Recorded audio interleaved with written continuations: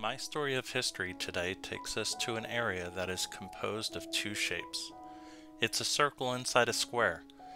It's an area located within a city that sits on the northwest corner of where two rivers come together as one. It's a place where art and culture has come alive. Today's story is the history of the town square, or should we say the circle in Easton, Pennsylvania. In 1736, William Penn's son, Thomas Penn, along with a surveyor by the name of Benjamin Eastburn, would survey an area known as the Thousand-Acre Tract. Easton, Pennsylvania would come from part of this tract and would be settled in 1739. Easton would be founded on March 6, 1752, with the town square being the heart of the development of the city. Hard to believe, but in a letter that was dated December 8, 1752, it states that there were only 11 families that were living in Easton at that time. But our story begins when the people of Easton would get together to discuss about building their first courthouse in 1753. It would be met with disagreement from many people from other parts of the county who would claim that the steep slopes and hills that led into Easton would possibly endanger one's life coming to the courthouse. The town center square, which would be known as the Great Square, would become home to the courthouse after the votes of assembly approved it, and it would be built in 1765. On the southeast corner of the square was home to the county house, where all of the records were held, which was said to be fireproof, being built of both stone and metal. The county house would eventually become a private residence when the second courthouse was built up on the nearby hill in 1861. At this moment, I'd like to discuss the Easton Farmers Market that has been going on since 1752 in the Great Square. Early local farmers would bring items to sell, including animals, to the town square. It is said that in the 1800s, they had open pens for the animals, and people would bring their pigs to roll around in the puddles after a rainstorm. It is also mentioned that the smell became quite unbearable, as you can imagine.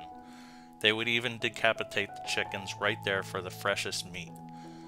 This farmers market is the longest running open-air market in the nation still to this day. In 2020, when the COVID-19 virus was spreading, the market moved from the town square southeast to Scott Park for social distancing to maintain the 6 feet away from the next person guideline. On July 8, 1776 at noon, the Declaration of Independence was read from the steps of the courthouse in the square. This was one of the first 3 places where the Declaration was read aloud to people. The other 2 cities include Philadelphia and Trenton, due to population. Easton honors this tradition with an annual celebration called Heritage Day.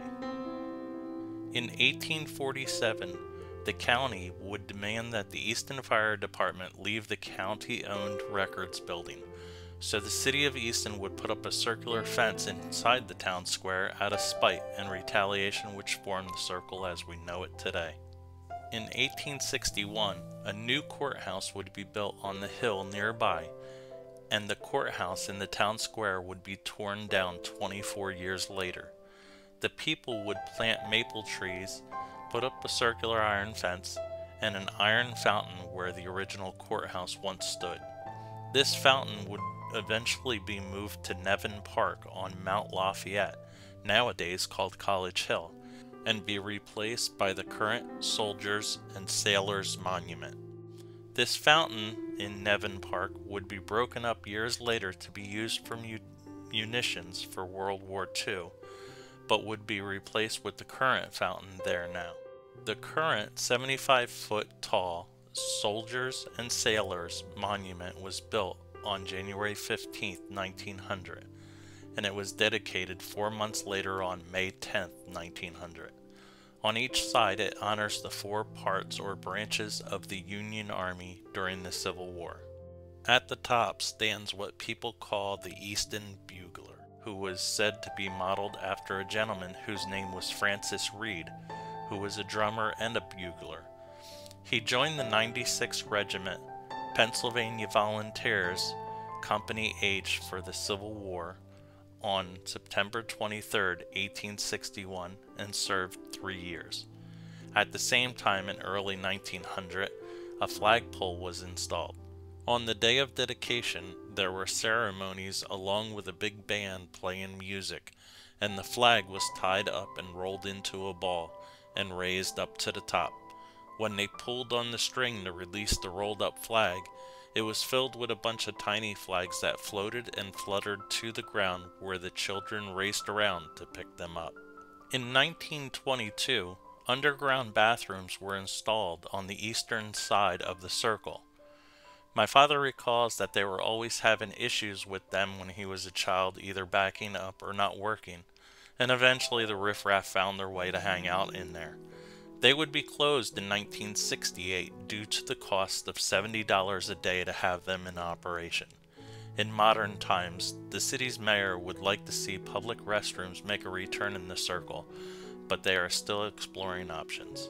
In 1951, the Soldiers and Sailors statue would become transformed into a 106-foot tall, what was called the Christmas candle. It was originally called the Christmas candle, while others called it a peace candle, until a petition came out around December of 1972 to officially call it the peace candle due to the current conflicts in the world at that time, specifically the Vietnam War. It would transform and cover the statue for part of the year ever since 1951, from the day after Thanksgiving to the end of January, except for a couple of exceptions where it was longer. In 1963, after President Kennedy was shot and killed in a parade in Texas, Easton Mayor Smith was so moved emotionally that he wanted to change the name of the town square from Center Square to John F. Kennedy Square. But the vote wouldn't be seconded, so the name Center Square stayed. In 1975, the Center Circle would see another refurbishing project where they would add a brick-walled fountain, along with 6 flagpoles and a couple of historic plaques. They would utilize the 1968 closed-up underground restroom to house the pumps for the fountains. June 9th, 1978 was the night that Easton's resident Larry Holmes won the World Boxing Heavyweight Championship. Fans came to Center Square where they celebrated Larry's win, and when Bobby Holmes, who was Larry's brother, drove by, fans overwhelmed the streets and shut down traffic to the point where police couldn't maintain control and had to disperse the crowd.